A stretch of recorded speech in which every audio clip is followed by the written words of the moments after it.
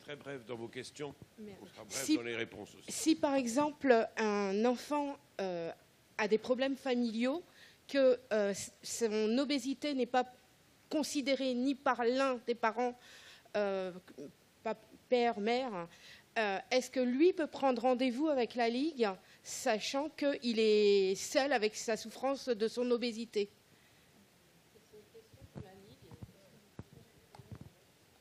Pour la Ligue, nous, on pourra, comme on le disait, pas forcément le prendre en charge. Après, comme j'ai présenté dans nos projets qu'on a déjà, on a une ligne d'écoute où il pourra être entendu et réorienté en fonction. Mais on n'a pas vraiment de prise en charge là à la Ligue. Le projet Diétadome, comme on a dit, est un projet ensuite en fait, d'une prise en charge type SSR ou établissement. Du coup, on ne prend pas en charge directement. Annick Fonbonne, non, c'est bon. La réponse était donnée. Ici, au 4e rang à gauche. Gauche pour moi. Oui. Question courte, réponse courte. Oui, bonjour. Moi, je suis infirmière scolaire. Voilà, je suis très intéressée par tous les programmes que vous venez de présenter. Et à mon sens, là où le bas blesse, c'est que c'est l'orientation. En fait, le dépistage et l'orientation, c'est ce qu'on disait tout à l'heure. Alors, je profite de cette tribune pour dire que il faut arrêter de parler de médecine scolaire parce que la médecine scolaire n'existe plus. Il n'y a pas de médecin scolaire.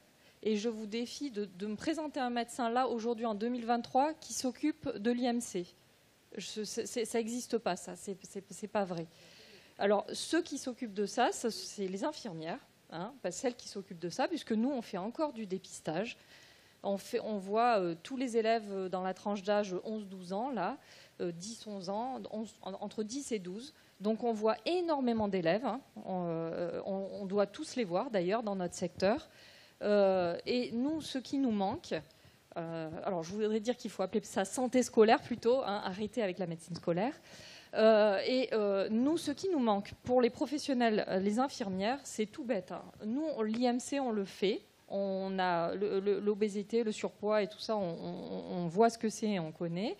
Ce qui nous fait cruellement défaut, c'est le diagnostic d'annonce. Enfin, les formations en termes d'annonce, parce que puisqu'on le voit, c'est à nous à dire à l'enfant, enfin, on est face à l'enfant et à dire, voilà, l'IMC est élevé, c'est nous on n'a aucune formation là-dessus, si ce n'est celle-ci aujourd'hui, et je vous en remercie. Et encore une fois, c'est quand on est volontaire, c'est absolument pas une formation généralisée dans l'éducation nationale. Donc ça, c'est un vrai problème.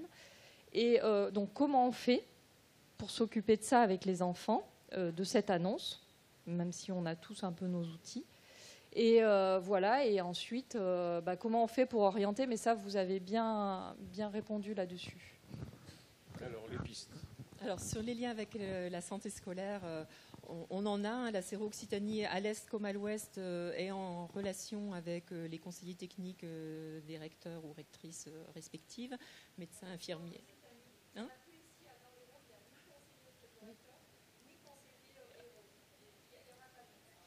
Oui, médecin, je sais qu'il est parti en début d'année au niveau de... Alors, en tout cas, on y travaille. On a déjà réfléchi, proposé à l'ouest sur Toulouse. Je regarde Marine Revel, qui est mon homologue sur Toulouse au niveau de la Séro-Occitanie. Il y a une formation qui va être proposée aux infirmières et aux quelques médecins qui existent quand même encore. Il y a encore des médecins scolaires qui existent. Pour les sensibiliser à cette question-là. C'est prévu aussi en Occitanie-Est.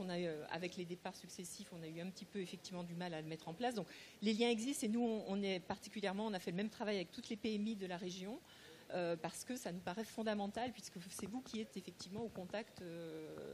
Vous les voyez tous, les enfants, là, que ce soit la PMI en petite ou moyenne section ou la santé scolaire ensuite dans les différents examens. Ça paraît effectivement fondamental que vous soyez bien... donc voilà, ça existe, on y travaille en tout cas. Bonjour, excusez-moi, j'aimerais juste faire une petite intervention. Je m'appelle Maxime Abbassi, je suis diététicien nutritionniste et je suis président d'une association qui s'appelle Interlude Santé. Et contrairement à ce qui a pu être dit tout à l'heure, moi, je n'ai pas manque de travail parce que j'ai un mois, 4 semaines du coup d'attente pour avoir un rendez-vous avec moi en tant que diététicien libéral. Mais par contre, je me pose beaucoup de questions sur la dynamique de mon activité, et de ma profession et de mes collègues. Et je suis très content, en tout cas cette année, qu'on parle beaucoup du pluridisciplinaire et notamment de la diététique et des diététiciens, parce que l'année dernière, on n'a pas beaucoup parlé de ces professionnels-là. Et je me posais la question dans la coordination, excusez-moi, notamment par rapport aux infirmières ASAE et la place du diététicien dans cette coordination-là avec cette infirmière-là qui se rajoute au parcours et qui parle également de nutrition. Et voilà. Et donc l'association, j'en profite du coup également pour dire que l'association que je viens de créer, qui est toute nouvelle, a pour but de créer et d'améliorer la prise en charge en proposant des outils innovants pour les médecins, mais aussi bien sûr pour tous les acteurs de la nutrition. Merci. Oui, je pense que le débat n'est pas là à discuter quel est le rôle de chacun ou l'intervention de chacun ou le positionnement par rapport à la diététique. C'est détaillé dans les recos que je vous ai montrés là tout à l'heure. Après, effectivement, il y a beaucoup de professionnels. Je pense que comme il y a beaucoup de patients et d'enfants en situation d'obésité, tout le monde a sa place à un moment donné. Hein. Ce n'est pas parce que je veux le consensus, mais c'est parce que je pense que c'est une réalité. Hein. Donc, quelque part, après, effectivement, en activité pluripro, il faut que chacun définisse à sa petite échelle, dans le dispositif où il adhère, qui va faire quoi. Ça, c'est simplement une histoire d'agrément, de gré à gré. Enfin, voilà, c'est une question d'organisation entre vous. Mais chacun, à mon avis, a sa place. Eh bien, on va s'arrêter là, donc désolé. Vous la poserez peut-être directement avec Mme Jandel. Hein? Rendez-vous à quelle heure? 11h15 11h20.